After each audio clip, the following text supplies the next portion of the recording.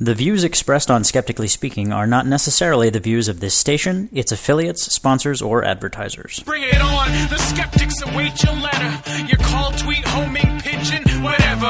Desiree Shell gonna raise a little hell, metaphorically that is. 'Cause we're skeptically speaking. Hello and welcome to Skeptically Speaking. I'm your host, Desiree Shell. If you preferred staying in over the madness of a night out this New Year's Eve, then our interviews this episode are all about you. We're joined by Dr. Marti Laney, psychotherapist and author of The Introvert Advantage. We'll learn why some people's brains may be wired to prefer solitude, and we'll help extroverts learn how to relate to the introverts in their lives. Tonight's show is pre-recorded so that the team can enjoy their own holiday celebrations, which means we won't be taking questions. Instead, please do enjoy the interview and have a safe and happy new year of your own. And now, to Speaking Up. I'm speaking with Barbara Drescher, cognitive psychologist, lecturer on research methods in psychology at California State University, Northridge, and frequent Skeptically Speaking guest because I enjoy her brain. Welcome back, Barb. Thank you. So there seem to be a number of different personality tests, from the ones you can do on Facebook to the type that take an hour to finish and at least seem to have some science behind them. So can we safely assume that the aforementioned ones are for entertainment purposes only and just put them aside? Actually, no, I wouldn't say that. It always bothers me to see those types of measures on Facebook, but not because they're all bunk. I mean, some of them are, obviously. Some of them were made up by some Facebook user. And there are others that are legitimate measures. Unfortunately, these are measures that are given to the public without any context or without any, instructions on how to interpret them. And I think that they not only become over-interpreted or interpreted incorrectly. Just as an example, there's a measure for autistic traits that is not a diagnostic tool. It's autistic traits. It was a personality test. And yet people were taking it as a test for autism, and they were taking issue with the results and picking it apart. And it is a well-established measure, but it's not a test for autism. So I think they become a little misused. But one of the other reasons that it upsets me to see them is the more exposure these tests get, the less valid they become for use in research, because the people who are taking them have already seen them. In some cases, they have opinions about them, and that changes their answers. Let's leave those aside for a moment, even though I didn't realize that there was any validity to those, and maybe I'm going to have to relook at those. But let's talk specifically about the types that seem to have a lot of thought put into them. I'd like to know if they're evidence-based. So which ones would fall into that category? I'm thinking of things like Myers-Briggs. Definitely the Myers-Briggs. That's an old measure. It's been around for a very long time. It's very well tested. It's very reliable, and it's very valid for what it is testing. There are other tests that, like the MMPI, the Minnesota Multiphasic Personality Inventory, that are actually used for diagnosis. But that's a different type of test than the Myers-Briggs. There are tests like the Big Five. There are tests that are based on the five-factor theory of personality that are well-established, very reliable, valid measures. But then there's a whole set of tests for individual personality traits, many of them, and there are more being developed all the time, because there are so many personality traits, and we want sensitive measures, individual tests for individual traits. And some of them are actually fairly short, but they're well tested. We look for two things when we test any psychological test. We look for validity and reliability. Validity really refers to the extent to which a test measures what it sets out to measure. If, for example, I set out to measure something like reading comprehension, I wouldn't actually have the participants count the number of letters in a paragraph.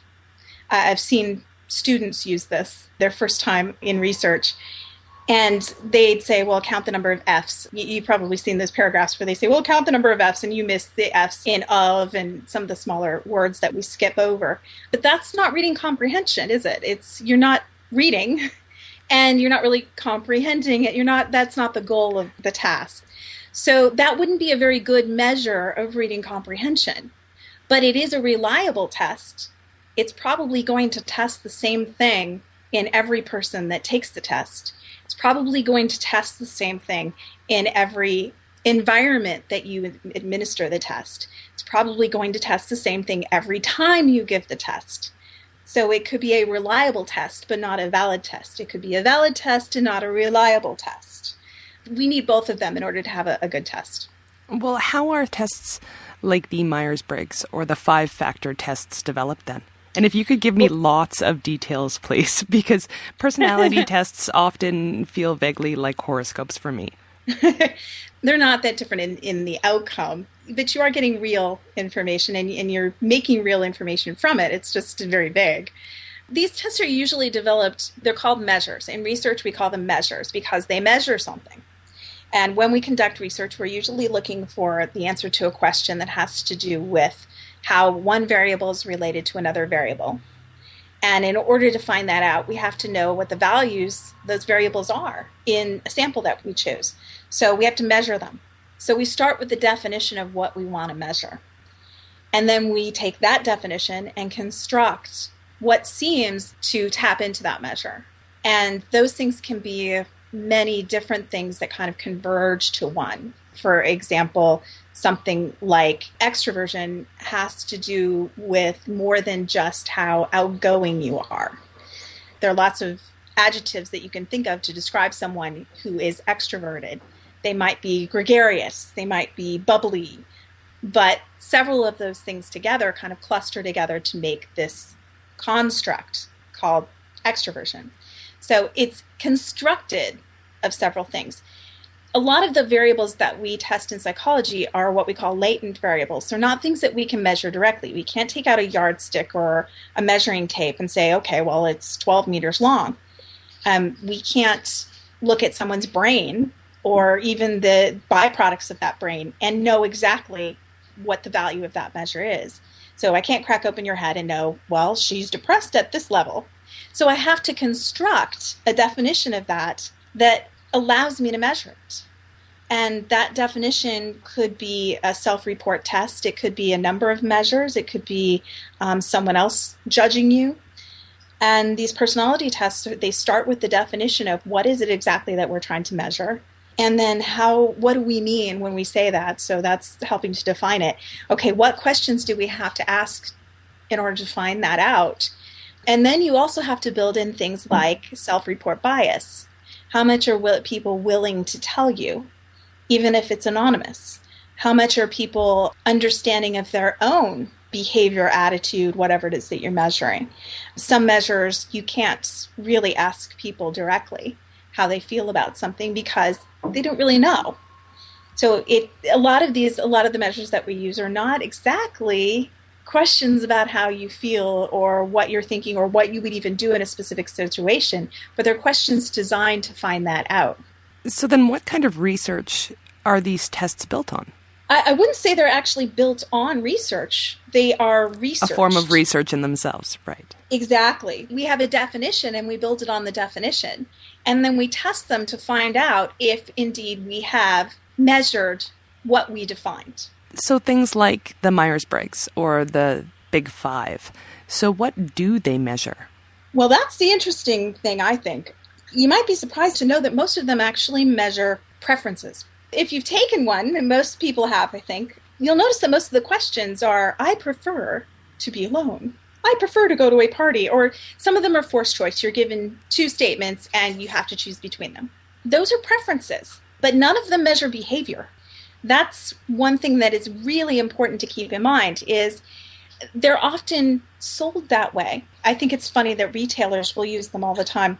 I remember being, a 19-year-old, very naive, and applying for a job to sell jewelry. And they put me through a battery of tests. And this was a, widely known national company. And they had every employee do this. And the idea was that they would prevent theft if they knew more about you, about your psychological makeup. But these tests can't do that because our behavior is actually driven much more by situational factors than it is by dispositional factors. And personality is disposition. It doesn't say much about the choices that you would necessarily make in any given situation because we're talking about very complex variables. Life is not simple. Your personality is not simple. It's made up of probably hundreds of traits, not just 5. And the situations that you're in are different from day to day. And what we have found from lots and lots of social research is that situations can be extremely powerful.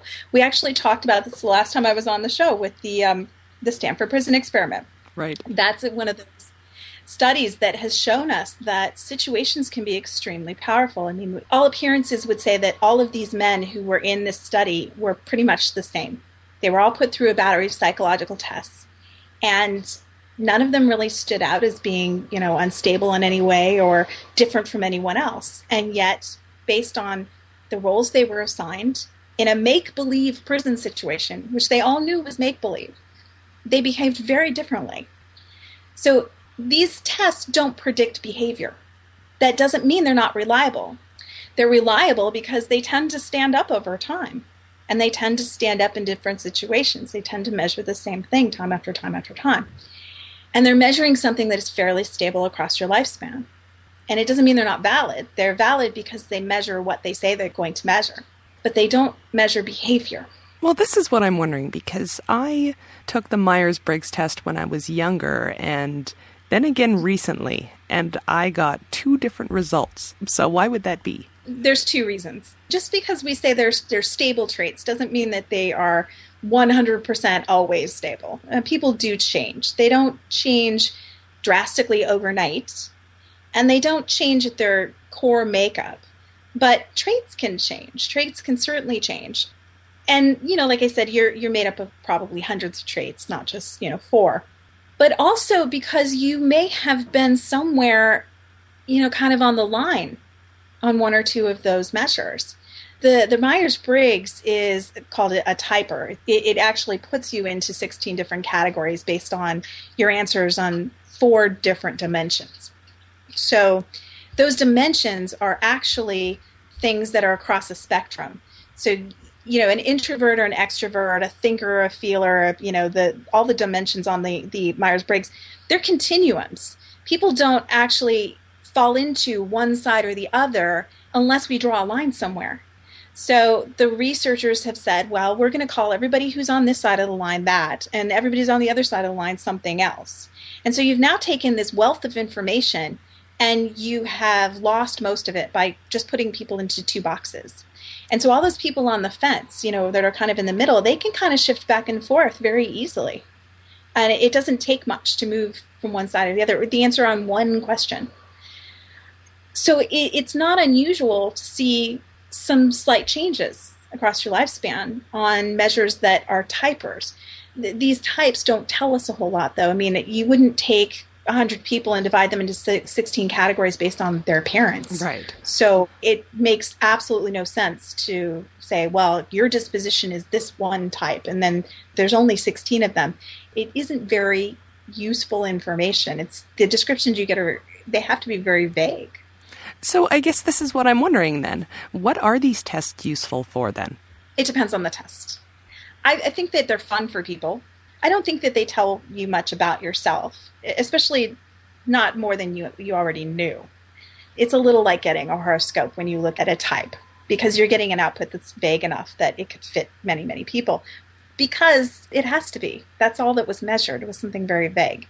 And then it was kind of condensed and collapsed into these 16 different things.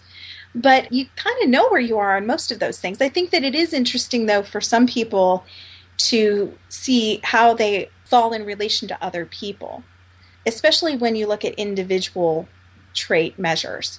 Individual trait measures can be very, very useful because they do correlate with some behaviors and they correlate with some attitudes. For example, I've done some research on academic entitlement, how it correlates to things like rehearsal learning strategies, like rote memorization, flashcard usage, that sort of thing, and attribution for one's successes, academic successes in particular. And what we discovered was that people who are very high on entitlement attitudes also tend to use rehearsal learning strategies, rote memorization, that sort of thing.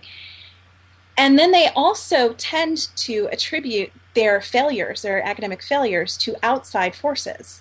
Things like luck, the teacher, the material, and not to their own learning strategies. Well, what's very interesting about that is that it's also very, very, very highly correlated with a personality trait called narcissism. So when you measure narcissism by itself, you get a very sensitive measure. There is a level of narcissism. There's a value on that ranges. And that variability can be used to show a high correlation with things like academic entitlement. When you break things up into categories, you lose a lot of information. But when you measure things by themselves and you leave all of that variability in there, you get a more sensitive measure, and then you can see how it's related to other traits. And that can be very useful. It can be useful in designing curriculum and policies to address some of the problems that we have with entitlement and the way students learn, because that's only harmful to the way they learn. What happens is they end up in this loop. They attribute all their failures to external factors, so they never change their behavior. And if they never change their behavior, then they never succeed. So would somebody be able to do that looking at the Myers-Briggs test then? Would someone be able to see something in themselves and change their behavior then? I don't think so. The Myers-Briggs it's 16 categories, and none of them really tell you anything negative about yourself. It's more of a description of who you are, and that doesn't tell you a lot about an individual trait. Even something like the Big Five, the 5-factor theories, tend to be, you take one large test and it gives you a value on a spectrum for 5 different measures. So you're actually looking at separate traits. And you're looking at a more varied value, low or high in something. But that doesn't tell you whether those traits are good or bad. It doesn't tell you what's correlated with them. Narcissism's probably highly correlated with something that's very positive or very helpful in one's life as well. And it's a personality trait. It's not something that you're necessarily going to be able to change very easily. We know that pretty well from personality disorders. And that's another thing, when those individual trait measures tend to correlate very highly with personality disorders. When people go off the scale on one, that's not a diagnostic measure by itself, but it does tend to be highly correlated. And so with other measures, we can kind of safely say, yes, this person has a personality disorder. And the word disorder is thrown in there because they are impaired. If they were not impaired, we wouldn't call it a disorder. So individual traits can be harmful. They can be helpful on either end, but you really have to know in what ways in order to change your behavior. And what we learned from personality disorders is that they're highly resistant to treatment. Personality doesn't change very easily, and that's actually by definition. Personality is defined as stable traits. So you may work very hard at changing something that is stable within you, but it's not easy. I'm stuck on where this would be useful then. You and I have spoken on air and off air about the soft sciences versus the hard sciences. And I feel like this is one of those areas that make people feel like psychology isn't as solid. What are your thoughts on that? I think you're probably right. I think people tend to read into these measures more than what's there. If they take a measure that says that they are open to new experiences, for example, that's a personality trait, or very low on that, they tend to think of themselves as being closed-minded, and that's going to drive all of their behaviors. And that's not necessarily the case. It doesn't necessarily say whether you do take risks or not. It might say that you don't prefer to take risks. It's not that you won't, it's that you prefer not to. And so it doesn't say much about your behavior. And I think that also there's the stigma attached to some of these, that it somehow defines who you are.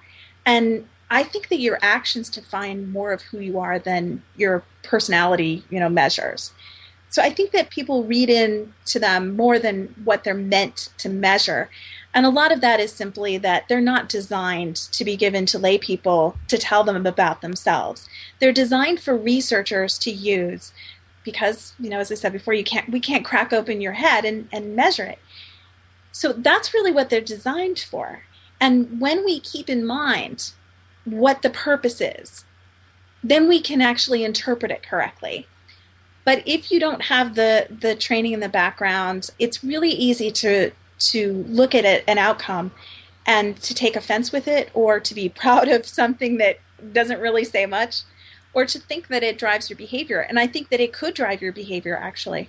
So I think there's a danger there. And it does make social science look soft, because how many times have you gotten the outcome of something like that and said, that's not me? Often. Yeah, and it may or may not be. Keep in mind that often it's also given out of context. So the outcome may not be what it would have been had it been administered the way it was meant to be administered. But even if it was, it may be you, but you may be looking at it or reading it, interpreting it in a way that it wasn't meant to be interpreted. Right. Barb, as always, thanks for being here. Thank you for having me. This is fun. And we'll be right back with more Skeptically Speaking after this.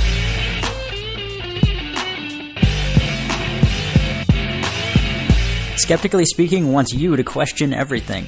You can email your questions for next week's episode to live@skepticallyspeaking.com, or if you're on Twitter, we're at Skeptical Radio, or use our handy question submission box on the website at skepticallyspeaking.com.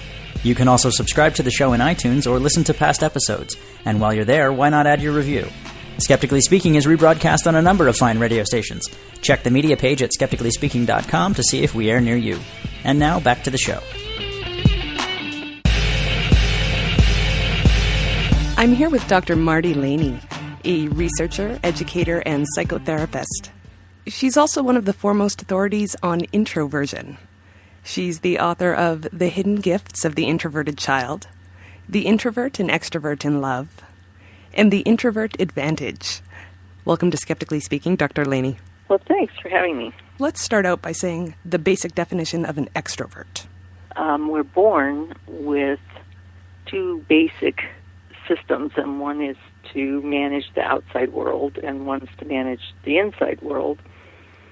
And extroverts are more dominant on the system that's focusing on the outside world.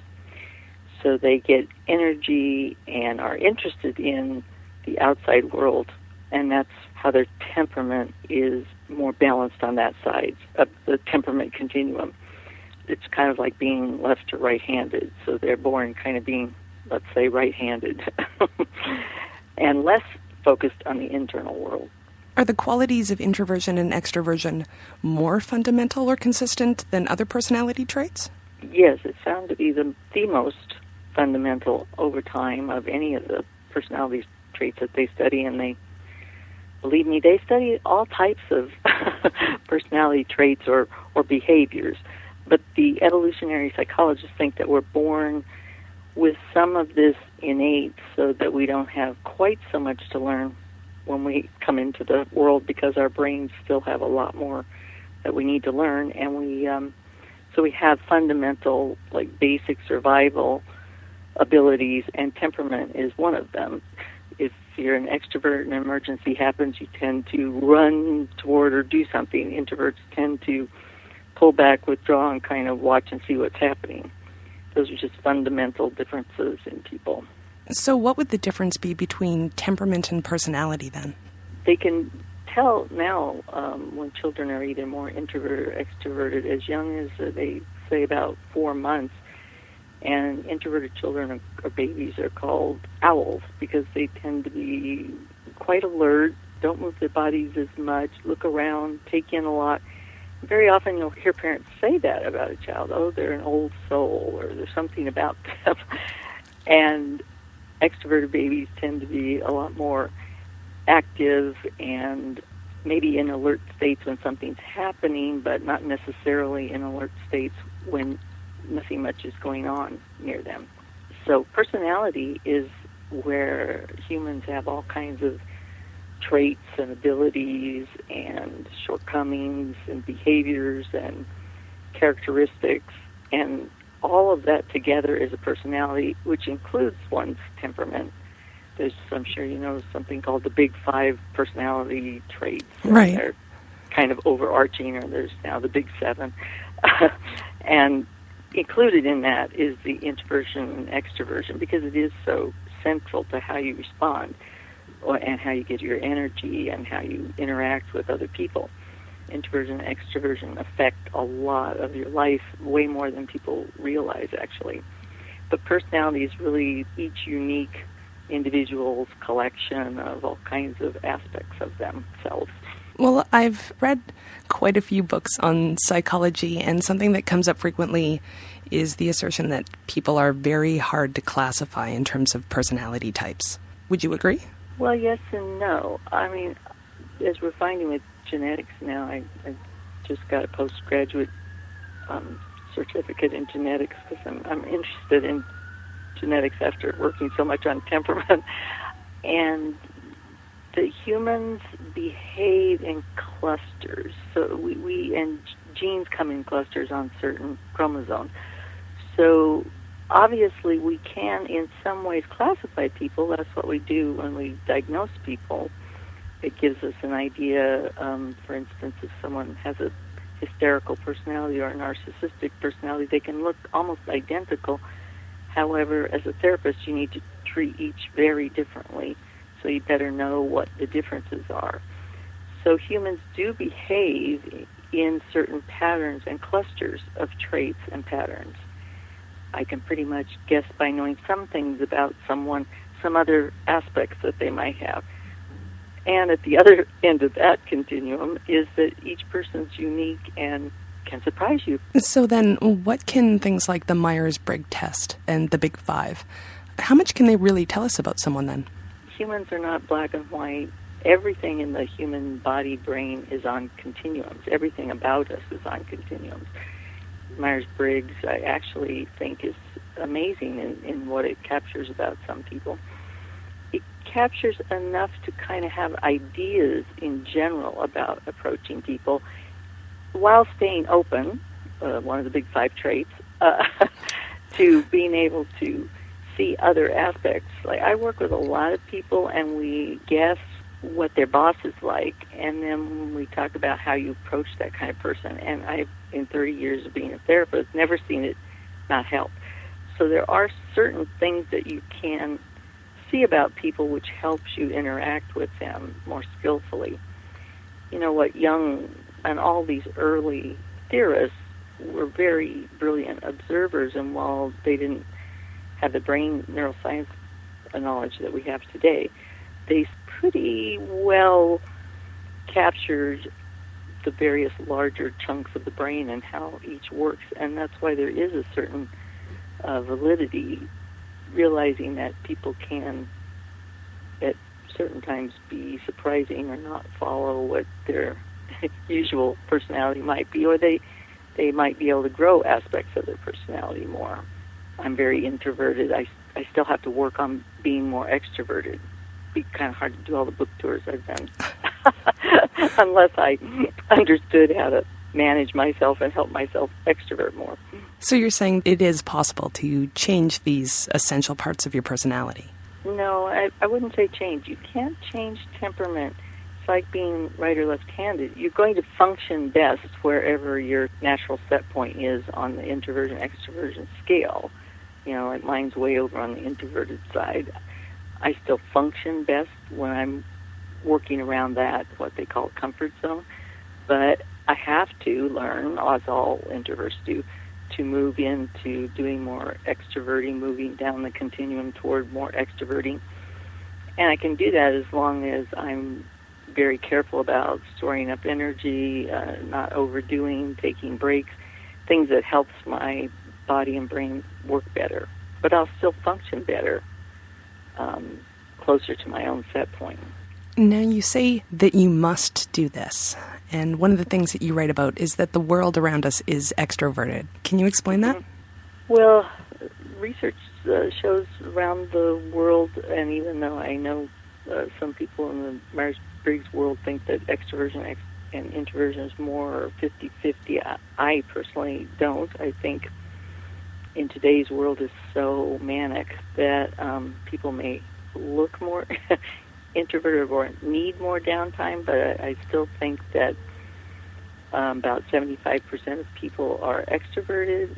That's shown over in every country over time, because really you need more of those action-oriented folks that like to go out and have wars and things, and they get killed up more too. So it makes sense that the kind of more inward people that are maybe planning the strategy for the war, sitting back in their bunker. We don't need as many of those. So I do think, and certainly in the United States, extroversion is very much idealized. And so people, grow up thinking that they should be extroverted, which is very hard on introverts, unfortunately. And they really do think something's wrong with them. And most of our education, most of our jobs certainly are really made for more extroverted types of people with a lot of energy who can work long hours, and very hard on introverts. Well, you say that for a long time the cultural and even the scientific assumption was that extroverted qualities are positive and introverted qualities are negative. So where does that idea come from, specifically the scientific angle? Well, actually, it's a funny kind of ideology from Freud. Worked with Jung and Adler, who were two major theorists around the same period of time that he was working, and he and Jung worked together especially quite a bit. And then, of course, like most people with Freud, they had a falling out, both Adler and Jung. And Freud saw Jung and Adler as introverts, which they were, and Freud was more of an extroverted guy.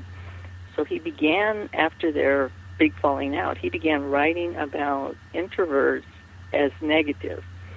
And that's really how it sort of began, and that the confusion, like when people are psychotic, they will often say they were introverted because psychotic people withdraw, yes, but that's not the same as being an introvert. And so there's a lot of confusion about what introversion is. But what's really fascinating, and I want to write an article about this, is that of late, lots of research under psychopaths, which I've been interested in studying, psychopathology, and other narcissism, for instance, that those personalities, extroversion is part of the underlying aspects of those diagnoses.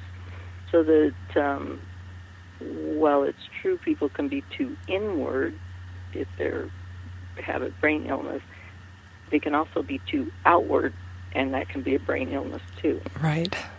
And they don't get much press on the extroverted side. But you see loner in the paper all the time. Oh, yes, we loner. Big difference between being introverted and being completely isolated and cut off from other people. You're listening to Skeptically Speaking. I'm your host, Desiree Schell, and we're discussing introversion with Dr. Marti Laney, author of The Introvert Advantage, How to Thrive in an Extrovert World. So you mentioned that introverts get their energy internally and that extroverts get it externally. We're not talking scientifically that this is energy. It's physiologically. Okay.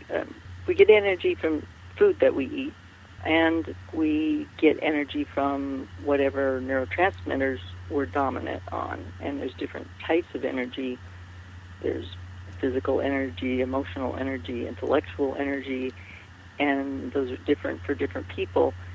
And extroverts run much more on dopamine, which is the major reward neurotransmitters. For a lot of introverts, dopamine feels like we've had too much caffeine, too jangly, too uncomfortable.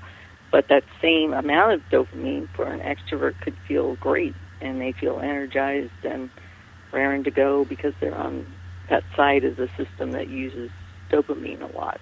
How is this researched exactly? Well, there's absolutely...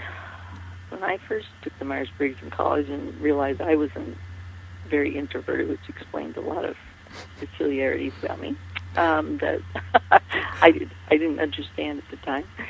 And then when I was began working with people and got a lot of introverted clients, I noticed how much they had certain struggles that were very similar to mine, and was kind of puzzled because it seemed so physiological to me. So I put in introversion in the UCLA library catalog and got like 5,000 hits of studies around the world, and at that time way more in other countries than the United States. There's more research in the United States, but there's also more acknowledgement about temperament in other countries. So there's lots of research about introversion and extroversion. What they've done with some of the brain scan work is that they can track which pathways introverts and extroverts tend to use more. There's also lots of studies done on energy and physical differences between introverts and extroverts, because all of that is very, very affected on what neurotransmitters you have more or less of. So maybe give me an example of what would cause more blood flow in an introvert than an extrovert. Well, what Dr. Johnson found at Yale was that the introverts were using one of the major pathways used by acetylcholine in the brain, and it's a very long pathway in the brain, and it's meant to be used for really being able to focus and study something for a long time. And that it's also involved in the parasympathetics. It runs the parasympathetic side of the nervous system, which is what's called the rest and digest side of the nervous system. So it keeps us on the side of the nervous system so that our body's much more still and our brains are very active.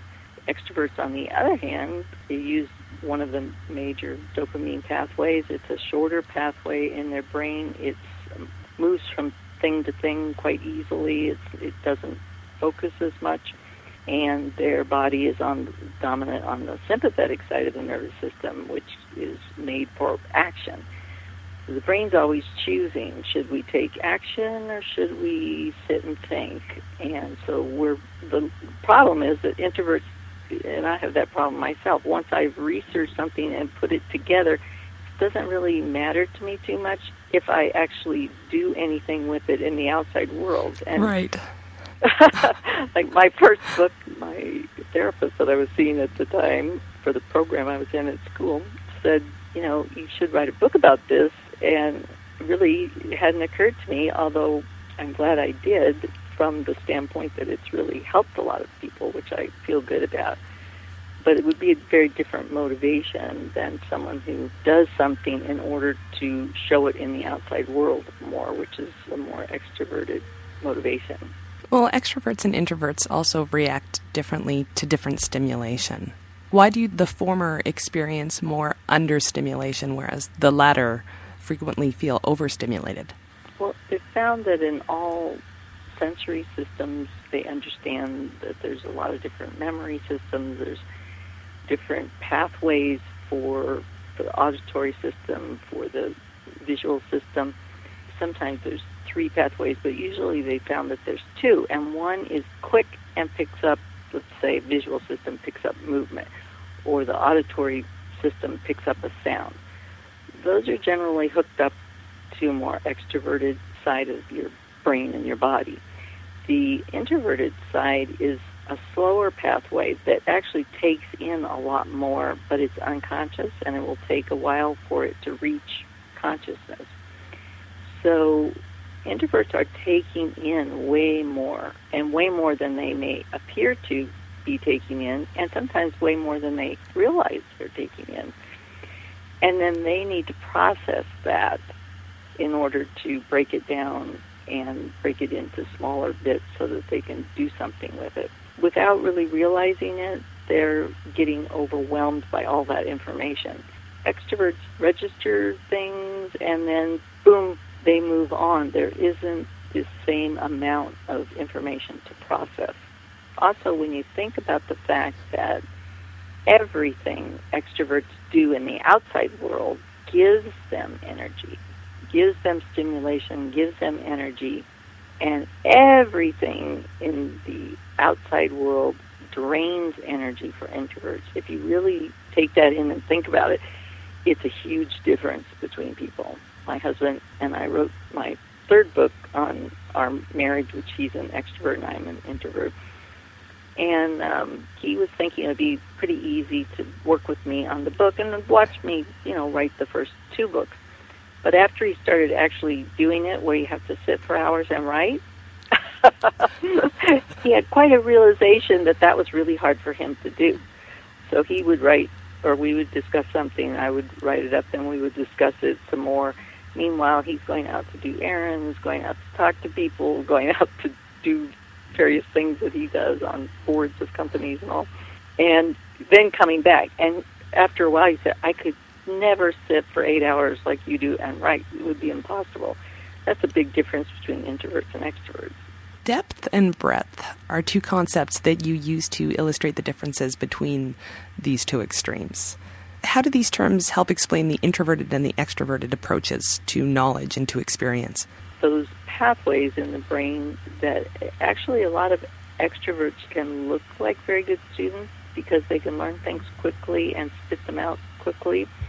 However, if they're asked later, 6 months later or a year later, the knowledge was never integrated because it's a very take it in, spit it out, and it may or may not really get integrated into their long-term memory. Introverts, on the other hand, are slower to take in things and then mull them over and integrate them, and they need time to do that. And then it gets stored because we're dominant in long-term memory. And then they need to learn to retrieve things, which is really important. Lots of introverts think that they don't know anything until you start teaching them how to retrieve their memories, and then they actually usually have quite good memories and integrate a lot and have a lot of knowledge if they can retrieve it and if there's time and not pressure. So the silly idea that people have that being smart is doing things quickly, which is really a problem, is unfortunate because actual wisdom is developed by reflection and being able to stop and integrate and mull things over. You're listening to Skeptically Speaking. I'm your host, Desiree Schell, and we're talking to psychotherapist Marti Laney about introversion. Well, let's talk about the D4DR gene. And you pointed out the long and short versions of this gene seem to correspond to behaviors very similar to extroversion and introversion. Well, one aspect of it, they're now finding more and more specific genes that have to do with affecting acetylcholine, affecting other neurotransmitters that affect whether a person's more introverted or extroverted. But the D4DR is a dopamine gene, and it promotes a lot of activity and variety in people, but in an extroverted way. So it's variety in the outside world, like enjoying bungee jumping and stuff like that. A lot of very active sports. People have long D4DR genes, which is connected to what I said earlier about how, we think of all these things as being similar, but actually they aren't. The same amount of dopamine, it's just like caffeine. If some people drink a cup of coffee with caffeine in it and they don't ordinarily drink it, it can make them very nervous, anxious, maybe even irritable, or not sleep. Other people, it doesn't affect too much. So it's the same thing with all of our neurotransmitters. And dopamine can be an unpleasant feeling for some people. And others, if they have a longer D4DR gene, they're more comfortable with a lot of dopamine. There's more science to this than I had realized. Most of us have heard the term left-brained and right-brained. But what are the differences between the two sides, and how does this affect behavior, and why did I think this was bunk? Well, again, it's a continuum. The human brain has functional areas. So there are functional areas that we can separate: the front and the back of the brain, the right and the left side, the top and the bottom. Those are the 6 major kind of functional areas of the brain that scientists chop the brain up into for different kinds of functions. On the other hand, the brain is also discrete, and the more mature a person is and the better developed they are, their brain is wired up to work together in different areas so that they can work together. But the brain is also made to turn areas off and turn areas on, so that anytime anything in the brain is working in one area, it's going to be turning off something in another area, because we can't have the whole brain working at once. That's really what schizophrenia is. There's too many cells firing all at once, and we're not meant to do that. That's too much an overload for people. So the right brain is dominant in infants until they're about between 2 to 3 years old, and it's what we call the unconscious. It doesn't have language. It's the part of the brain that takes in a lot of information, and the information has to go across to the left brain, which comes on board much more around 2 to 3 years when you start to see the child beginning to get language, because the left side of the brain is where we have language stored in various areas, and so we have to collect verbs and nouns and stuff in order to make a sentence, and we have to collect sounds in order to make a word. So those more conscious aspects of us are on the left side of the brain. The left brain also sifts and sorts and is rather rigid and linear and throws things out. So most people are more dominant on the left side of the brain. It's run by primarily major neurotransmitters, again, are dopamine. So if you have an introvert, this is more of a stereotypical introverted person that tends to be kind of quiet, more serious, withdrawn, and, quote, logical, unquote. They tend to be more of a left brain introvert, and they usually have more energy than the right brain introvert. Right brain introverts are people that are good at picking up emotions in others, emotions in themselves. They can talk about their internal world really well if they're comfortable with someone. And they also sometimes tend to have trouble finding words because it has to go across the bridge and find words. Right. So that takes time, and if they're nervous, that's more difficult to do. They're usually intelligent, but in a way that doesn't show up in school. They usually do better in college than in other grades. And very intuitive kind of people.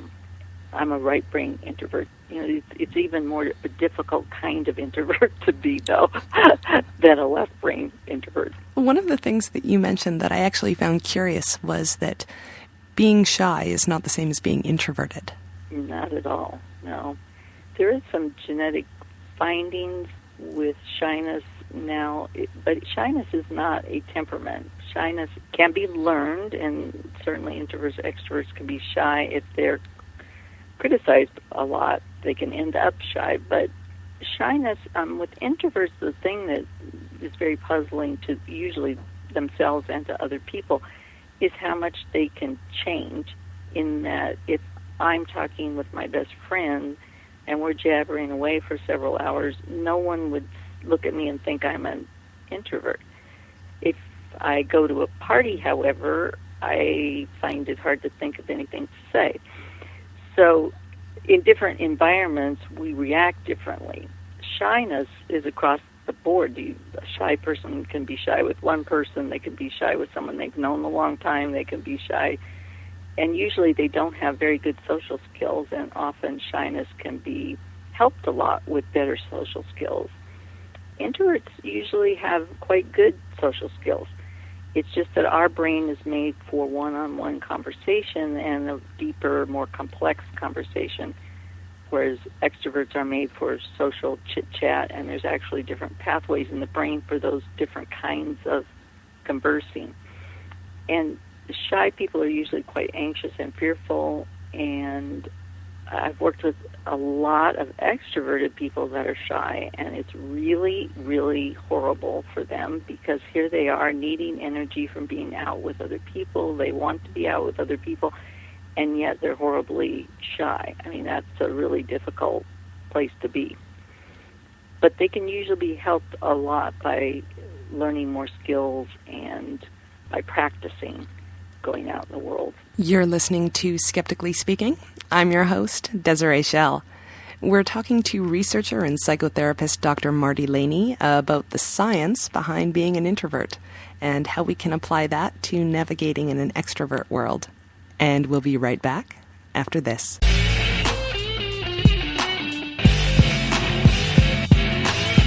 On the next episode of Skeptically Speaking, we'll discuss the science of parenting with Dr. John Medina.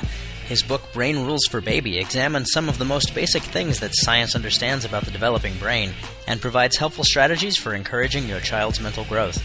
What effect does TV really have on the infant mind? How does a child's happiness influence her intelligence? And we'll start the hour talking science, technology, and raising curious kids with Geek Dad Jason Cranford Teague. That's next week on Skeptically Speaking, Friday night at 6 Mountain Time, live at skepticallyspeaking.com. Welcome back to Skeptically Speaking. We're talking today with Dr. Marti Laney, researcher, educator, and psychotherapist, and author of The Hidden Gifts of the Introverted Child, The Introvert and Extrovert in Love, and The Introvert Advantage, How to Thrive in an Extrovert World. So, introverts and extroverts, from what we've discussed, have very different needs and considerations biologically. And not surprisingly, communication problems are the result quite often. So what's the most important thing for introverts to remember when communicating with extroverts then? Well, first of all, they need to be sure that their energy is stored up so that they have some energy. They need to speak in shorter sentences, quicker pace than they would ordinarily, and lean forward if they're across the desk from someone or at a meeting. Introverts very often sit back and kind of gear themselves up for talking in that way for a short amount of time. They won't really be able to keep that up for a long time, but for at least some amount of time they can. And another important thing to say to extroverts for introverts is, well, I'm thinking that over, or I'm thinking that's a good question. Let me get back to you, or I'll send you an email later. Because extroverts think that if introverts are not talking, they're not thinking. Because that's the way their system works. They think and talk at the same time. And they don't necessarily, like a lot of extroverts have said to me, you mean you can decide what you're going to actually say? Because they often get their foot in their mouth because they say whatever they're thinking. And whereas we're, more on the inhibited side of the nervous system, so we usually consider what we're going to say before we say it. Very different kind of interacting. So it's important for introverts to kind of indirectly educate extroverts about how introverts work. But just to clarify for the audience, we're not saying that introverts think better. They don't think better, however, they certainly have the ability to have very complex thinking. So that research shows that the more gifted someone is, the more introverted they are. Because that's just the pathways they're using in the brain. I'd always think a good example is that two of our smartest presidents, Jimmy Carter, very, very introverted. You can take a nap in between his sentences. He speaks very slowly, but he's got a real internal compass about his values and how he is, and is a very deep thinker. Bill Clinton is very extroverted, brilliant, speaks very well, very knowledgeable in lots of ways, however, not as integrated a person in his knowledge or his ability to apply that knowledge, but extremely knowledgeable. So they're good examples of two very intelligent people that are one more extroverted and one more introverted. So then it would be fair to say that we definitely need each other at this point. Yes, we do need each other, and that both types of intelligence are very valuable, but they are very different. So one of the things that you wrote about was the fact that concentration is easily lost by introverts, and at that point it can be difficult to get back. So do you have some strategies around that? Again, we use one of the longest pathways that goes through the brain up to the frontal part of the brain to be able to concentrate deeply on something. So once you're using that pathway and you get interrupted, there's a very small area in the brain that some people call it the executive secretary area of the brain. There's different titles for it. Unfortunately, brain researchers tend to name things what they want to name them, so it makes it very confusing. But you have to be able to go back up and get into that area of the brain again. And so when we're interrupted, it's very difficult to re-enter that. And it helps introverts to realize why they get sort of irritated about being interrupted, and that it's important, if you're really going to be concentrating on something, to not have interruptions for a certain amount of time. That was a real bone of contention with my husband and I. He really didn't understand why, he couldn't just walk in and start talking to me. And he likes that when people do that. You know, when he's at work, his door is open. When I'm at work, my door's closed. Because to him, it's like, oh boy, some stimulation's coming in from the outside. And he can go back to what he was working on. But for me, it's like, oh, shoot, I was just near putting a bunch of complex things together, and I was interrupted, and now it's not clear to me again. I'm going to have to work to get back to that place again. So what kind of strategies, then, can people use besides the barring of your door? Well, I do recommend that people at work have signs on their door, you know, like with a little clock on it that says, I'll be available at 10:15, or leave me a note and I'll get back to you, or shoot me an email and I'll let you know if they need to concentrate on something. Bullpen work environments are really difficult for introverts, where there's a lot of noise and a lot of other people around that they may need to go and found some quieter place that they can go to if they need to concentrate on something. And I think explaining it to people is really where introverts, they don't do that very much, and they really need to say, you know, I know you would like some ideas about this. I'll really need to give it some really good attention for a couple of hours, and then I'll get back to you. Because it's really important to do that with extroverts, to tell them that. What's the most important thing that introverts need to realize about themselves in order to increase their own satisfaction with their lives? Well, I really think they need to get a good grasp of how their temperament works, because once you get a good understanding of it, a lot of introverts go, oh my God, that's exactly what happens. But they've never seen it put together in a whole picture before. And once you get that, then you can be a lot more confident and strategize for yourself a lot better than when you keep thinking something's wrong with you, or you shouldn't be that way, or you try hard to be different. It helps them learn to pace themselves and really to feel okay, so that if somebody else is critical of them for being slow or being too quiet or not contributing, they don't take it in. Well, then maybe since there's more extroverts than there are introverts, what would you really like to tell extroverts about dealing with the minority? Well, I think it's very understandable why they find introverts puzzling, in that we shift from different parts of ourselves and that we don't feed their system very well of stimulation, so that it's understandable that they have difficulties with us. However, really important for them to realize that introverts have a lot of good ideas. They're very creative generally. They're very smart ordinarily, and that they can contribute a lot if extroverts can kind of slow down and appreciate another way that the brain works. You know, they can be the salesman in the company, but somebody's got to be back at the office keeping the compass and the strategy of the company grounded. I mean, you don't see many ads in our papers that say ingoing employees wanted. I think everybody should go hug an introvert right now, if they're into that. Absolutely, because, man, you see what happens when you get too many extroverts. You get big, fat problems.